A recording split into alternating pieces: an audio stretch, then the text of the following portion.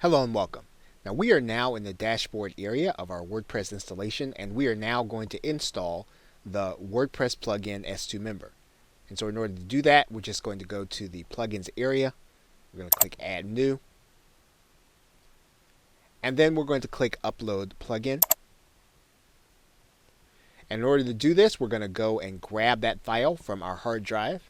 Okay, once we have that file, what we can do is just click the install now button. And then you'll notice the message from WordPress saying that the plugin has been installed successfully. You'll want to click Activate Plugin. Once you've done that, you should see the S2 member framework inside of your WordPress installation. Now, of course, you can install in the way that we suggested in the other video that we talked about getting S2 member.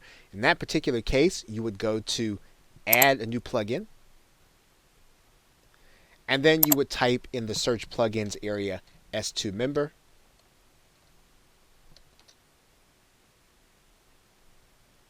When you do that, you're actually going to search.